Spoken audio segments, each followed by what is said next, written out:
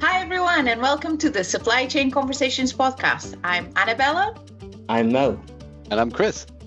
In this podcast, you'll find conversations about anything related to the supply chain. And how we make sense of the business world. And we'll explore what innovation looks like in practice. So welcome on board and enjoy the conversation. In this episode, I'm going to be asking Xander about his day-to-day role activities and how that fits into operations and supply chain. He makes some really interesting points about the complexity involved in Network Rail where he works at. I really enjoyed discussing with Xander, who used to be a student at UE with us, his insights into operations and supply chain matters. So I hope you enjoy it too. Welcome to Supply Chain Conversations, Xander. Thank you. Thanks for joining us today. And I'd like to start just by asking you to tell us a little bit about yourself. And where are you now? Well, I'm an ex-UE student, hence why I'm here. UE's absolutely excellent. Big shout out to UE. And I did the business and management scheme as well for 3 years. And I was lucky enough to do my placement before UE in 2021, I think. And that was at Collins Aerospace, which set me up nicely. And the reason why I mention that is because when you talk about who I am, I think a lot changed for me at university. And the fact that I had that experience at Collins Aerospace, and it was as a project engineer, gave me really good perspective on why I was at UE and what I was supposed to be doing there and what it was for. So that was really useful, and that really propelled my career to where I am now. So after having done my placement, did my 3 years at UE, and then I managed to secure myself a graduate role at Network Rail, and here I am now, as you can see, representing them, and here to have some conversations around about operations and supply chain. Wonderful, thank you. Yeah, it was quite a progression, wasn't it? And it's always nice to see students come back and tell us about their evolution. It's always amazing to see how far you guys go since the time you met us at UE. So can you tell us a little bit more about how you found this graduate role, what it entails, and maybe a little bit of what Network Rail is and what they do for the students that don't really know or haven't heard about it? Not that long ago, as I mentioned, I was basically left at the end of the 3 years with a load of connections, a load of knowledge, and some experiences through my placement that I already had. And I did work in the summer as well in like warehouses and things, which really, really helped. It all come together and make sense. And so when you ask me what am I doing now, well, I kind of needed all of that good stuff to be put to use, and so I went looking for a job, and one of those pathways is a graduate role. And you mentioned there kind of what is a graduate role. So for those that don't know, it's a scheme that offers a chance for a group of people that have normally undergrads but can be also master's students to jump onto a graduate scheme, and you'll see companies using this terminology quite a lot. And it offers you the chance to go around the business, and how I put it to all the people I speak to is you find out what you like and you also find out what you don't like.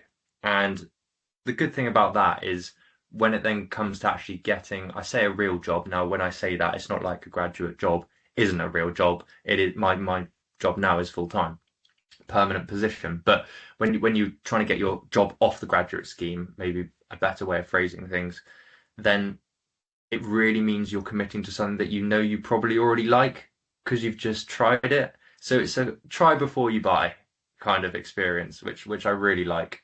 And so I've had the privilege to do that, and that's not only been through, I would say, hard work at university, but it's also a testament to the things I've been doing outside of university as well, which in culmination and joining those two things together has led to where I am now. And it would not be without the other, the supplement of the business degree, nor with the experience that I had during my summers, as I say, or at Collins Aerospace before I joined, I wouldn't be in this position now because they're very competitive. And that's always something I like to mention, because might think, well, I'll just join now. Well, you certainly can apply, but it's always just be aware of the competition that's in place. And to give you some perspective on that, I do say to people, it takes about 50 or so companies to get a few offers nowadays, and it's about 10,000 students that apply across the UK for Network Rail, just to give you an example on that. But you don't have to go down the graduate route. You can go straight into a full-time job. You can take a gap year out. Gosh, I think that's actually a fantastic thing to do. And I think I did do it for a few months, not a whole year, after university a little bit, just to take some time out. And having that breather can really settle your mind after all that you've learned at university. 3 years of all of that information every week being thrown at you. Yeah, it's a lot, and it's not to be brushed past easily. I think you've really got to take some time to think about what you want to do. Don't commit too fast. And as I say, the graduate route was the one for me, and it kind of led nicely from the degree itself, if that makes sense. That's where I am now, and that's what the graduate program is about. And you mentioned there's something interesting because you mentioned your placement and you told us about the graduate scheme you're enrolled in.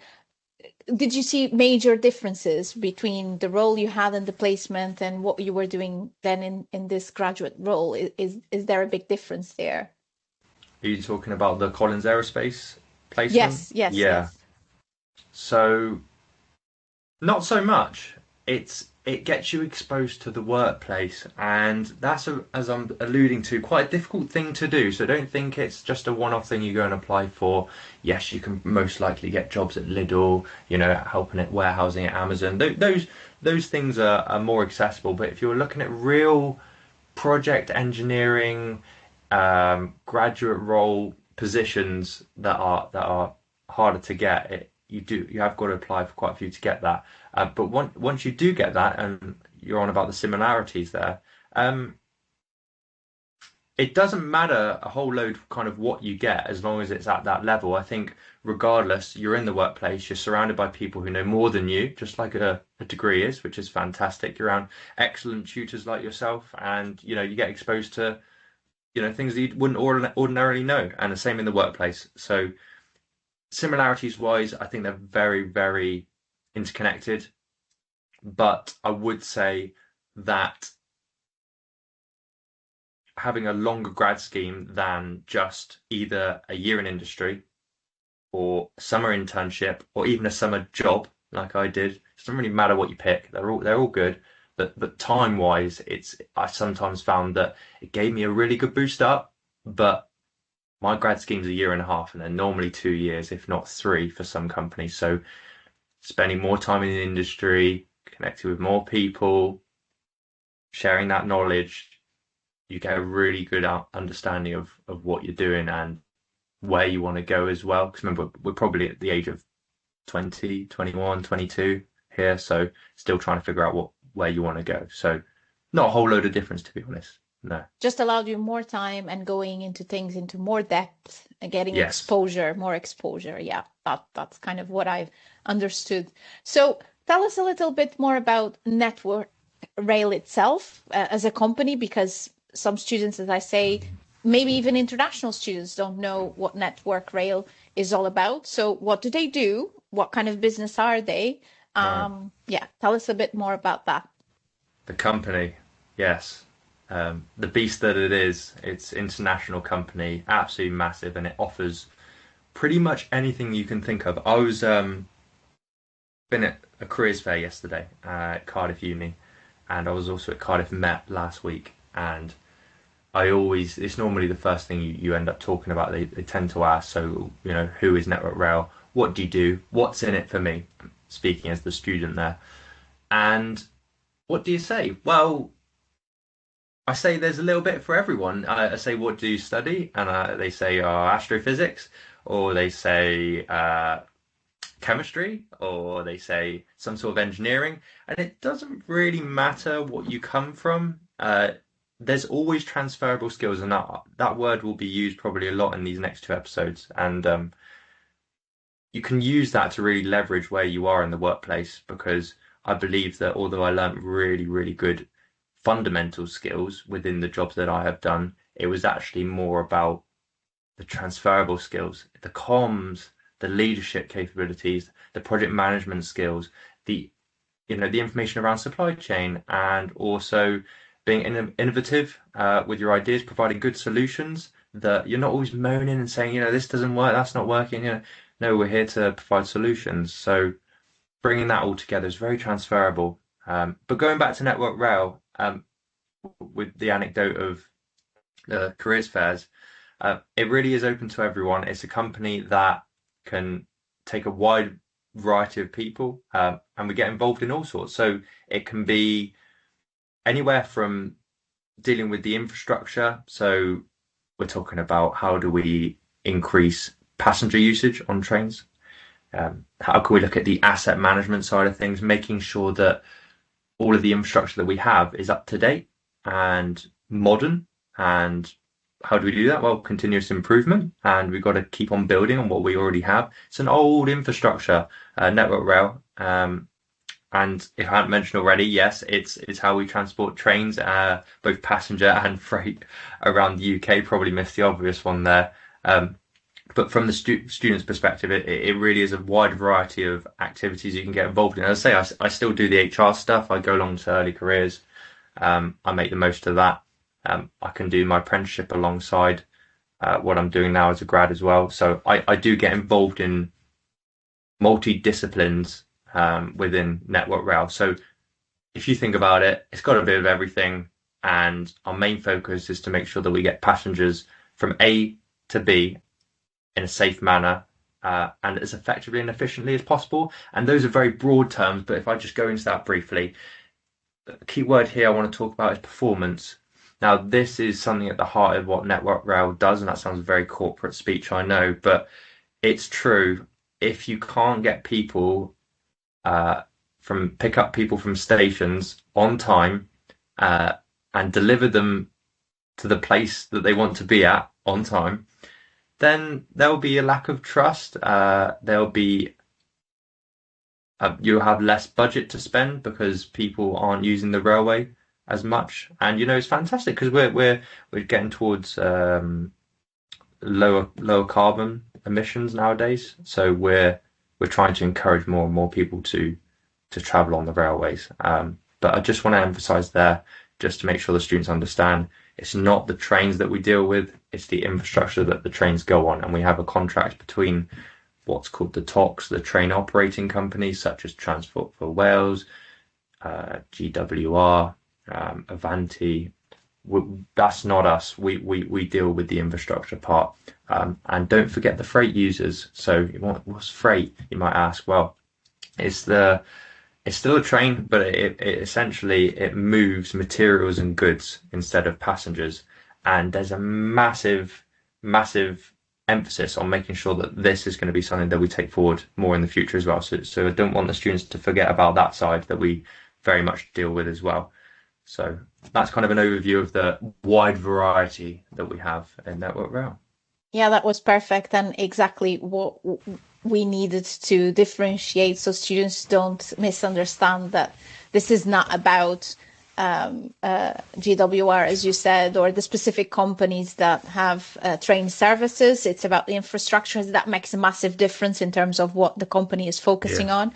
And I also liked how you highlighted performance there and all the words in the operations module. So thinking about the performance objectives, cost, speed, dependability, quality, and flexibility, and how important things like dependability, so the trains arriving on time and delivering people to where, so this quality of service. So I think from the point of view of the operations module, we always think about it in terms of both manufacturing, so factories that make things, but in terms of a service, the same concepts apply. And you have that quality of the service delivered. You have to think about how you manage quality, how you manage continuous improvement in there. And again, as you said, how you highlight focusing on those performance objectives, such as the dependability of the service that you are delivering. So yeah, quite a task there in terms of. It is. It's because there's such a wide scope there. And, it's such a wide variety of things you've got to manage, and that's what makes it such an exciting industry to be a part of. And that energy comes through in the modules that we did, making sure that you have an understanding of how can you deliver something that works at the core fundamental, and that takes a bit of that, and also a bit of that, and you've got to take into consideration lots of different factors which are really hard to manage. So if you've got a good understanding of operations, which I'm sure we'll get onto more in a moment, and supply chain, then I think you've got a working recipe. But that's really hard to do. That is really, really hard to do, and it's not something I directly get involved with all parts of that. One person can't do that, but on a grad role I do see the different parts and different elements run by different teams, and I do get involved in delivering some projects where I can to get exposure to that, as I say, hopefully leading to my role after a grad scheme, if that makes sense. Absolutely. And I think you said something very important as well now. It's not, you can't do it all alone. Like operations and supply chain management is not about you doing all these things. It's impossible because it's so many moving parts, as you said. It interconnects with so many things, and each person in the company will have their specific role. You just need to come all together and make sure that you deliver that dependable service together as a team. Sure. Everyone has their part. So yeah, you've alluded there to these terms. So let's explore a bit more. What does operations management mean and supply chain management mean in your context? What does it mean? I think this is like the crucial question, isn't it? How to break that down in a way that people listening can understand. And now I'm not going to get the phraseology quite right, but I'll certainly make an attempt to do so.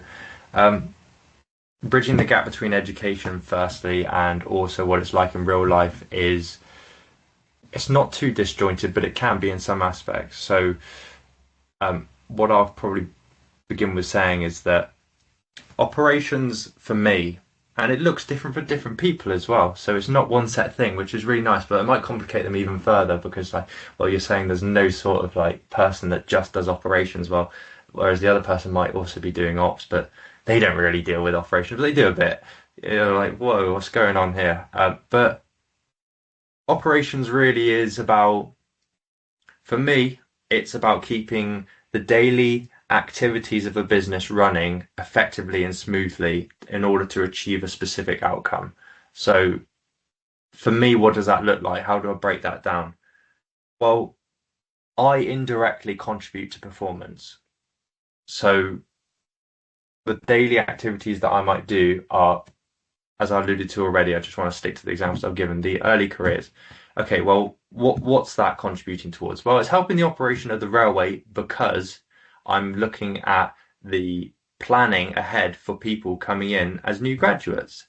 And so we're talking about succession planning now, and that's going to ultimately help the performance of the railway. So I'm indirectly doing activities that are contributing to the railway as a whole. You think about it, if we didn't have any early careers, for example, we would have a lack of workforce with younger age people, and before you know it, if we didn't do that for a few years, you would have an aging workforce that isn't able to have enough time to dedicate or shadow new graduates who need to learn the craft of working on the railway, whatever discipline that is. So I'm indirectly helping the performance of the railway through that. Now, there are other things I can go into which also are indirectly helping the operational sustainability of the railway as well. And that can be done through multiple methods. As I say, not one person is the same when it comes to ops. We're all trying to achieve the same goal, yes, but it looks and is in a different form for different people. Supply chain, what is that? Now, what does it mean to me? I was having a chat with one of the route directors the other day, for the people listening, someone very high up, and he essentially looks at the route and goes, right, this is our budget, this is how we're performing, this is how safe we've been, what can we do to improve what we've got here? We've got a certain amount of money, we need to get train A to this location, train B needs to go up there, right, how are we going to do that, and let's make it run smoothly. Big task, big workforce, very stressful. Now, I had the chat with him about supply chain before I came on today, And I wanted to just share some of the knowledge that I learned from that conversation. Now, if you're looking at a supply chain from a whole, which I did for the operations side, looking at the day-to-day activities with a specific outcome. If you look at supply chain, it's actually, I view, is what's helping you achieve that goal. Yeah, okay, you've got the daily activities, but it's also the reason why these all come together to produce an outcome is because you've also got external stakeholders that, for people that are involved, stakeholders meaning, and how do they contribute towards your outcome? So your supply chain might be in the form of an external company that helps track renewals. And you think, why do we need to renew track? Well, track can't just stay there for years and years with the types of weather we have and things like that. The rocks, also known as ballast on the railway, and the rail itself, the railhead, commonly referred as, that needs renewal. And yes, we do some of it in-house, where we deal with it as Network Rail. You know, we do deal with the infrastructure. So yes, we do have some teams for that. But if we need some dedicated work being done, we might use external suppliers. And so that is a form of supply chain. So why is supply chain important? Supply chain is important because you've got, well, for many reasons, so I won't list them off today. But something that really resonated with me from this conversation with our route director was around training. So if I give the example of, if you have an external supplier that deals with training, they might not understand the needs quite as well as maybe as an internal person would, but they might have specialist skills that you don't have. So think, if you made everything in-house, and Network Rail was huge, everyone knew everything, how to deal with any scenario on the railway, that'd be quite impressive for a start, but it'd also take a lot of money and a lot of training to get to that point. And it's simply not sustainable. So, for example, there, Nick, our route director, was going through the fact that we need people in the supply chain to help with the training. So they might be specialists in what they do, and that's why we use them. So that's another way you can kind of look at supply chain. And that's what I see. That's what operations and supply chain both mean to me. But there are also other ways of explaining that, depending on your role and what you do. I mean, you've probably also got, with the module in mind, there's far more depth and breadth to that. But that's how I see it during my graduate role at the moment. Thank you. And it is, what matters is your point of view in the position you are now.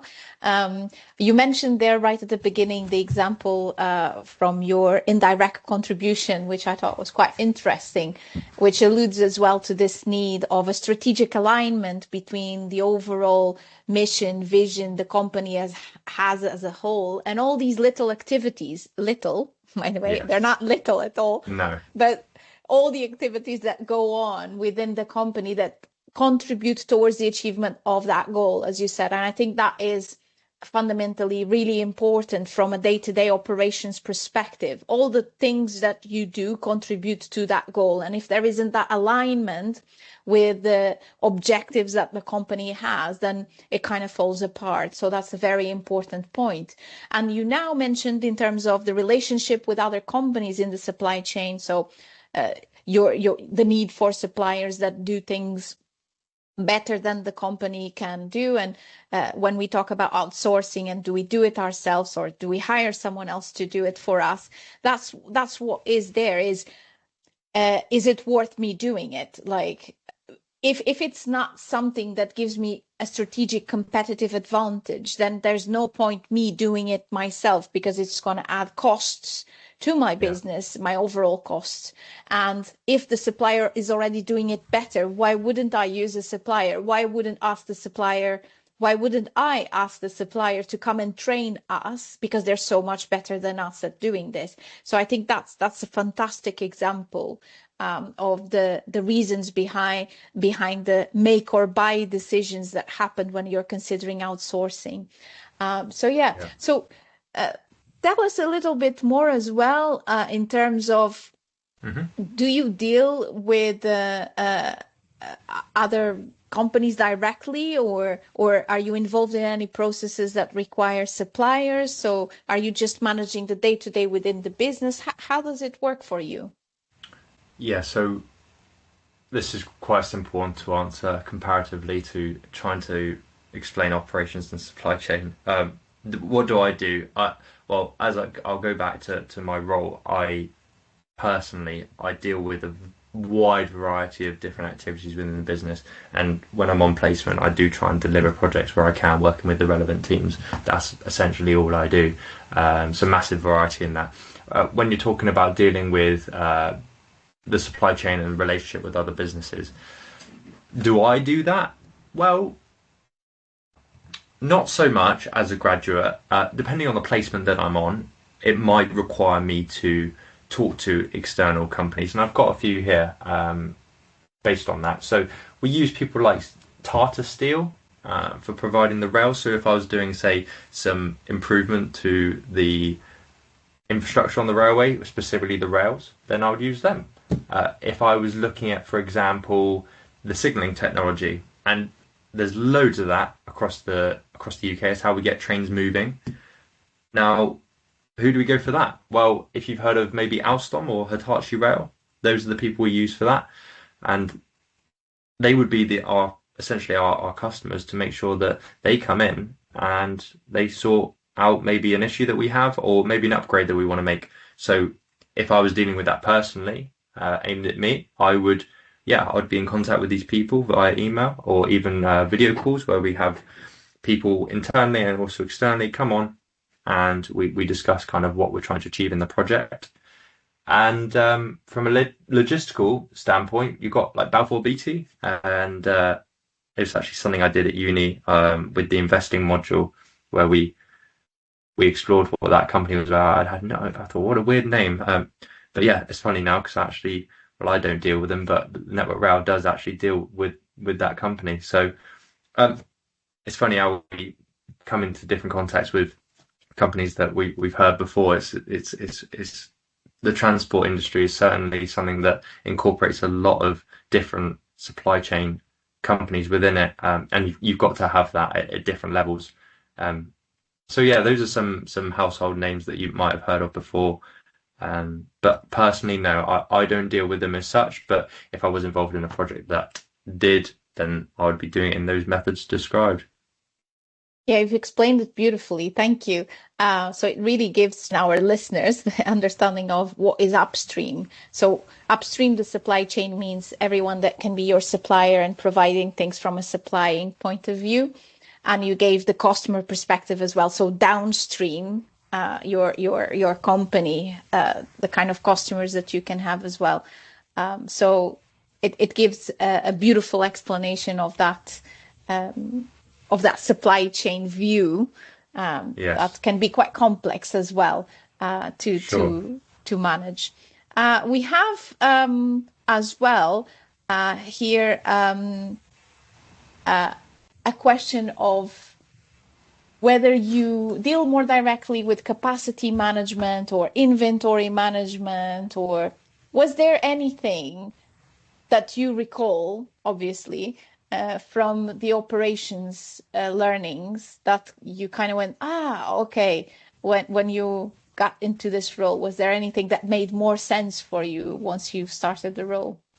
Do you know what? The first thing that comes to mind, without a doubt, is breaking it down into chunks. And you thought, well, what's he on about? Well, what we did in operations was thinking about things holistically, where there's so much going on, which we already spoke about, and the process of breaking down a situation and using it to help you find a solution. So I remember we used the case study of Pfizer and how they rolled that out. I'm not sure whether you still use that in the module. It's a different case now. Yeah. It's a different case study. Okay, yeah. I enjoy that. And it was the process, this transferable skills part I'm talking about. It was more the fact of the process of taking a scenario that's complex, because who pays you to not, identify difficult problems nowadays? That's what they want you for. And you take that and you decompose the problem into different levels and sections so you can understand exactly what's going on. And through that, you can get to your outcome quicker. And the amount of times that I've done that in my job, it was virtually every placement, I tend to just really break things down and make sure that I understand individually what's going on. So what are they actually saying here, as the scenario would suggest, what am I actually dealing with? Who are the stakeholders here? Our supply chain, do they need to get involved? No. Okay, fine. Well, what operationally, what can I do here to maybe solve that issue? Or who could I ask to maybe decompose that further and look into the details of that, to then move on to the second stage and third, fourth, and eventually move to the outcome. You mentioned there also about inventory and capacity management. I have shadowed teams that do that, so I haven't again done that myself, but it's something that I do see. Yeah, I think you've mentioned quite a few important things so far. I'll mention them, but what you've said about breaking the problem apart, I think, is what we try to emphasize. Yes. Because that's exactly what we try to do, as you said, breaking it in parts so we can explore exactly what is going on in each one of those parts, and then trying to recommend solutions that are reasonable and logical for the company. And that's why we had this focus on what is your recommendation, why should they do it, and how should they do it. Sure. So it's quite interesting that you also saw now in your meetings, you saw the relevance of capacity and inventory there. Yes. We talked about supply chain relationships and managing them. We talked about how processes are designed in order to achieve the outcome. So you've already touched upon all of these things as you were explaining. And I was just being more specific there in terms of capacity of inventory, because that's one of the main questions they have this year in their case. Now you've mentioned a few more of them. That has ignited some more. Just briefly on that. Remember, these all link so nicely, and that's why as soon as you kind of understand what the module's trying to do or get out of you, you then just start to understand, right, okay, it's just everything's always not the same because it's a different scenario, but I apply the same process. And that's why I said, what did you get out of it? Well, it's that, because you're going to just apply yourself. If you're in ops, you can go and you can deal with all sorts of scenarios. Doesn't matter, I'm in the transport industry, I can go and work at any industry. With capacity, that linked really closely with process management. Now, I remember the diagram that we went through at UE in one of the lectures, and it was essentially, if you have a line here, start, finish, you have varying levels of capacity along the timeline, and you had boxes along the way or something similar, and each one would represent a task. So you might have 6 boxes, kind of like a process flowchart, but horizontally. But the difference being is that the height of the box determined the amount of capacity you had in that area. And so the first box might be here, and then your second box might be like that, and your third box might be really tight. And what this denoted was, if you have a really small box that is not very tall, then that's sometimes where your bottleneck can be. And gosh, have I seen that many a time. There'll be processes in place that have great intentions, that people are on board with, but unfortunately the process has not been thought out in a way where it works yet, and there is a natural biting point or a point where it's very hard to get past to achieve the outcome at the end of the finish line. So identifying those parts of the process, because everything's a process, let's be honest, how you get up in the morning and brush your teeth, it's a process. You pick up your toothbrush, put it in your mouth, so it doesn't matter what you're doing, it always follows a process. And so if you can identify those bottleneck areas, that's where you can really earn the money, and it's also where you can really deliver useful output. Because if I look at myself now, if I'm doing a project and I'm working with, say, the capital delivery team trying to make an improvement on stations, for example, plucked out of thin air, if I'm doing that, then we'll have many processes around how do we now deliver to make sure that we best understand how we're going to deliver the improvement. And we don't want that. We want there to be minimal bottlenecks to make sure that we have the most efficiency, make sure that we are the safest in the whole world, which we are in the UK, and also to make sure that budgets are met. You know, we don't want to overspend. So it doesn't matter where you look at it, it's all a process. And that was just one of the main things that I've really seen coming out of the degree into network And that was the best explanation I've ever heard of theory of constraints. Thank you. Thank you very much for that. There we go. Fantastic example.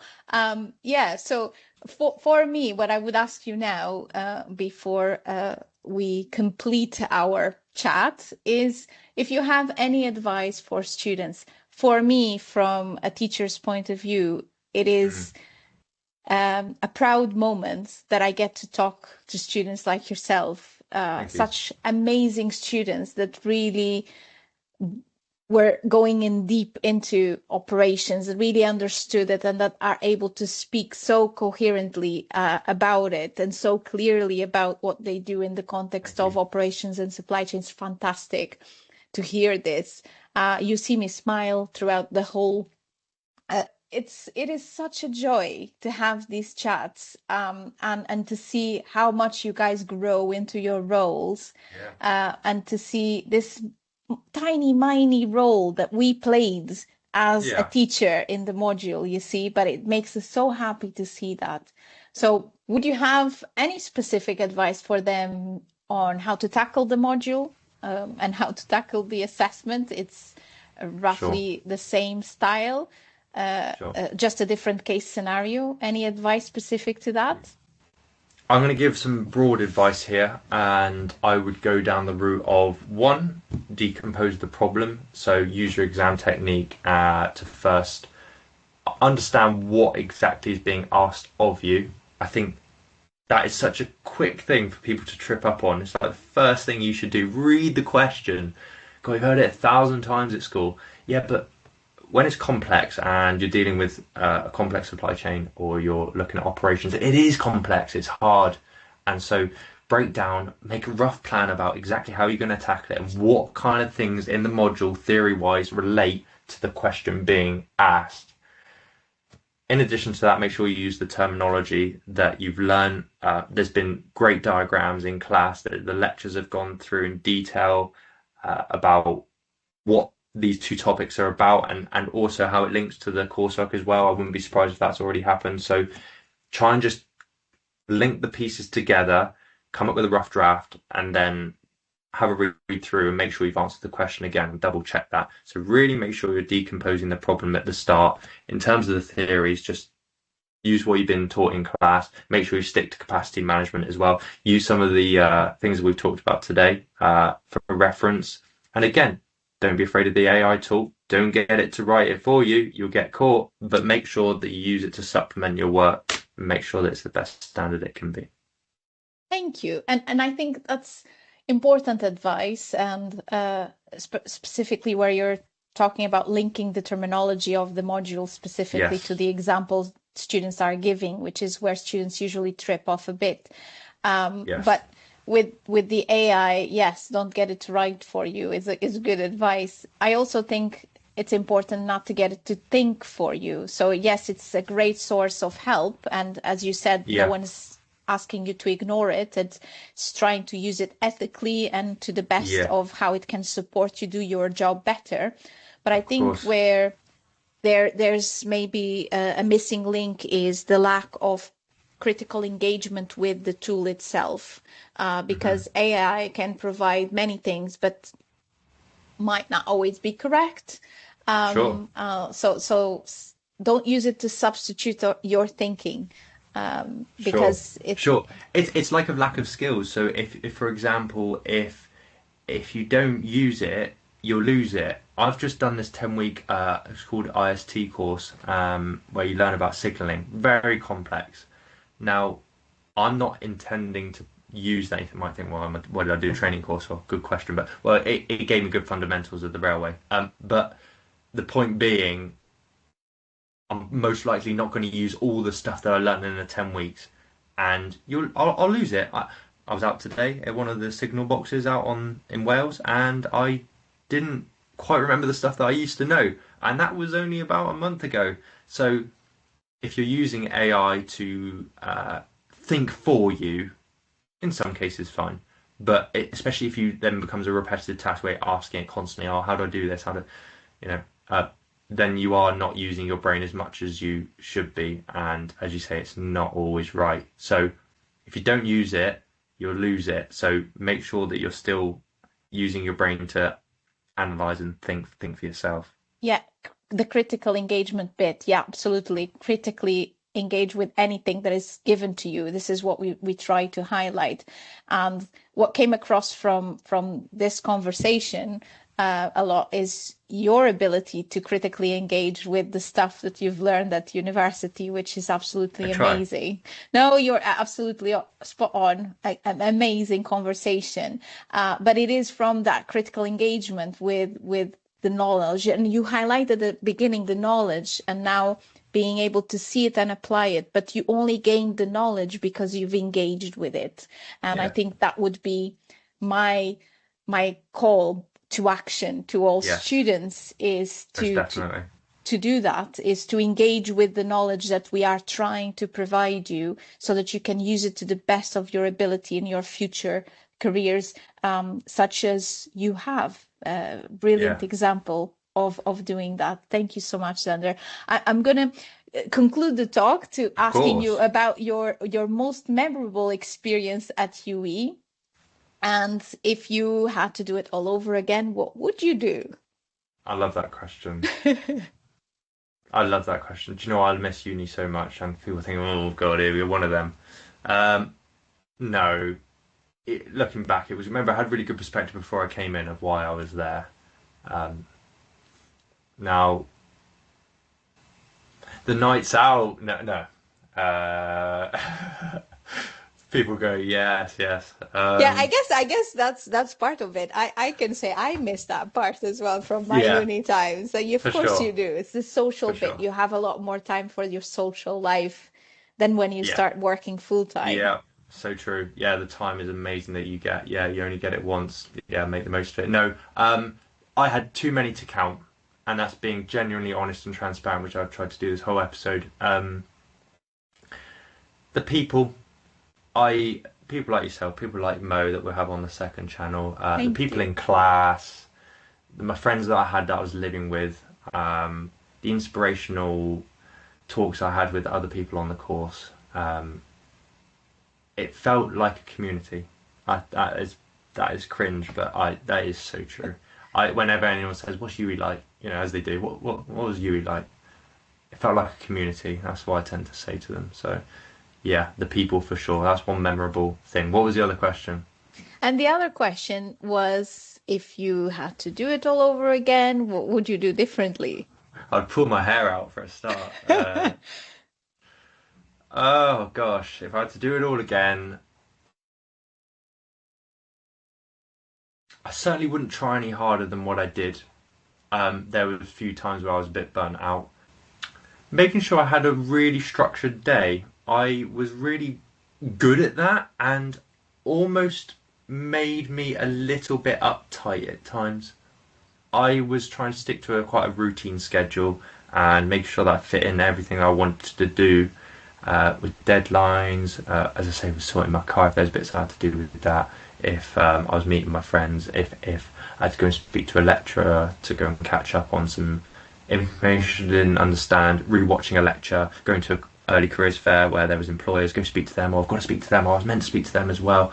Oh, but they're gone now. We'll have to do that next time. Well, I'll add that to the calendar. And before you know it, at the end of 3 years, you've got quite a thick calendar, especially the dissertation on top. So I'd be kinder to myself.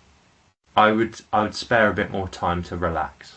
Not that I didn't do that, but if I had to start over, I'd have even more time to relax. I think I was a bit over the top at sometimes.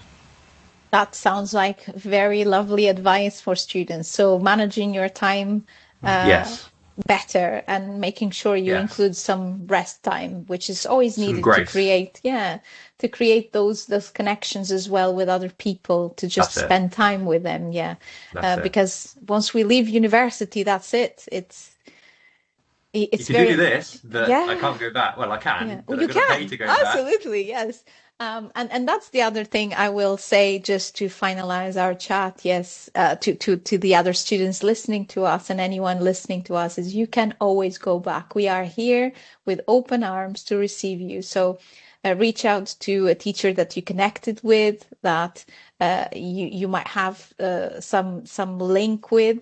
Just reach out via email, via LinkedIn. And we are always here. And you have alumni network as well that you can be part of. So stay connected. We love to hear from you. It's like our proudest moments is to have moments like this, to be honest, to see you succeed. So thank you very much. And thanks for your time today. Of course. I look forward to seeing continuing succeeding in your career as you go forward. Absolutely. I have no doubt that you are going to be successful no matter what you do next. I'm just going to be here following. Conversation in 10 years' time, and I'll be some route director, or I might be, I don't know, work for Tesco again. Absolutely. Whatever it is, I'm sure that you will be happy at it and doing what you want to do and be successful at it. So thank you very much.